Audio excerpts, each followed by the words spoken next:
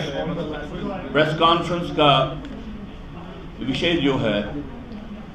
वो हमारा जो कश्मीर में ग्रास रूट लेवल पे जो हमारी इंटरेक्शन या जो भी हमको इंफॉर्मेशन कलेक्ट हो रही है कि ग्रास रूट नैरेटिव वहाँ पे कैसा है, उसके आधार पे आज हम एक बात सरकार के सामने रखना चाहते हैं। कुछ समय से हमको लग रहा है कि जमात इस्लामी की एक्टिविटी ग्रास रूट लेवल पे वहाँ पे फिर से शुरू हो गई है। जमात इस्लामी के बारे में आपको ज्ञात है कि वो बैंड ऑर्गेनाइजेशन है। हमारी जानकारी के हिसाब से ग्राउंड पे उनके कार्डर्स के माध्यम से पैसा इकट्ठा किया जा रहा है। एग्रीकल्चरल टैक्स जिसको उश्र बोलते हैं या उश्र बोलते हैं या ज़कात के नाम पे, और एक इम्प्रेशन लोगों को देने का प्रयत्न किया जा रहा है कि जैसे कि जमात का कोई अंडरस्टैंडिंग गवर्नमेंट के साथ बन रहा है। अब ये विषय ऐसा है कि हमको लगा कि हम सरकार के संज्ञान में ये बात लाएं कि अगर किसी भी स्तर पे गवर्नमेंट ऑफ इंडिया सोच रही है कि जमात इस्लामी को वैसे ही इन्वॉल्व किया जाए जैसे पिछली रिजीम्स ने उसको इन्वॉल्व किया, तो ये कश्मीर के हालात को पूर्ण रूप से बिगाड़ने की बात होगी। ये एक किस्म से जो कुछ भी थोड़ा बहुत अच्छा हो रहा है उसको ख़त्म करने की प्रक्रिया होगी। तो हम आपके माध्यम से सरकार को कहें कि भाई इस बात को लेके आप बिल्कुल क्लियर रहिए कि जमात के साथ अगर आप कोई अंडरहैंड कोई डीलिंग करते हैं, इससे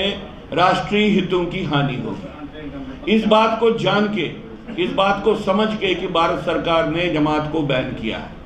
अब ये बात इसलिए ज़रूरी है और मैं इसलिए कह रहा हूँ कि आपको मालूम है कि पिछले समय में भी जब जुल्फ़िकार अली भुट्टो की हत्या हो गई तो और कश्मीर में एक किस्म का एक माहौल जमात के खिलाफ बना, उस वक्त कांग्रेस पार्टी जो रूलिंग पार्टी थी वो जमात की जिसको कहे कि एक किस्म से जमात को बचाने के लिए आगे आई, और वो रिलेशनशिप बाद में आधार बनी जमात और नेशनल कॉन्फ्रेंस की रिलेशनशिप के लिए। और जब ये रिलेशनशिप बनी तो कश्मीर का एक जो बृहद एक वाइडर सबवर्शन, इंटरनल सबवर्शन की प्रोसेस बनी। मैं तो ये भी कहता हूं कि 1990 में जब गवर्नर्स रूल चल रहा था उस वक्त भी भारत सरकार की सोच थी कि हम जमात इस्लामी के कुछ वर्गों को इस्तेमाल करके वहां पे कुछ अच्छा करें, और उस वक्त के गवर्नर के वर्चुअली समय उन्होंने जमात और जमात समर्थित जो ब्यूरोक्रेसी है उसको सामने लाया, और बाद में आपको मालूम है कि हालात कैसे बिगड़े। अब चूंकि भारत सरकार ने जमात इस्लामी पे बैन लगाई है, अगर किसी भी गलियारे में किसी भी स्तर पे ये बात चल रही है कि जमात के साथ हाथ मिला के हम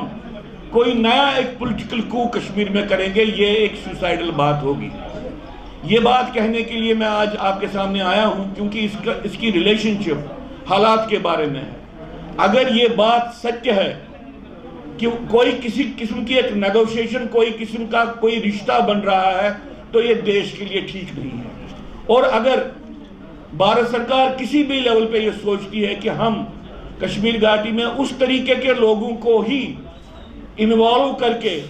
कुछ काम करेंगे जैसे पुरानी सरकारों ने किया है, तो ये एक गलत बात होगी। मैं समझता हूं कि एक सुसाइडल एक अप्रोच होगा। हम कोई सरकार को ब्लेम नहीं कर रहे हैं, लेकिन उनको चेता रहे हैं कि जमात के साथ कोई भी अंडरहैंड डीलिंग करना बड़ा घातक होगा।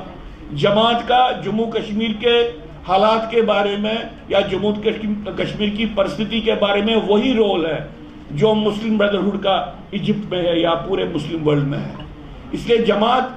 आंतरिक विघटन की प्रक्रिया की एक प्राइम एजेंसी रही है, और पुरानी सरकारों ने बार बार कहा कि हजारों की संख्या में जमात समर्थित लोग सरकार में हैं, एडमिनिस्ट्रेशन में हैं। इसी के साथ हम ये कहना चाहते हैं कि भाई सरकार पूरे समाज को, पूरे जम्मू कश्मीर में जो लोगों को इस कॉन्फिडेंस में ले ले कि जमात का सबवर्सिव रोल, आंतरिक विघटन का रोल, इसकी हालत क्या है, कितने लोग इन्वॉल्व हैं। पुराने गवर्नर ने कहा कि सिर्फ सेक्रेटरीट में ही 25,000 के करीब लोग इन्वॉल्व हैं। तो हमको तो बोले, हम सरकार जो कुछ एक्टिविटी कर रही है, जैसी हाल ही में कुछ एम्प्लॉइज को उन्होंने डिसमिस किया है आंतरिक जो एंटी नेशनल रोल प्ले करने के लिए, ये बात वेलकम वाली बात है। लेकिन हम सरकार से आग्रह करते हैं कि भाई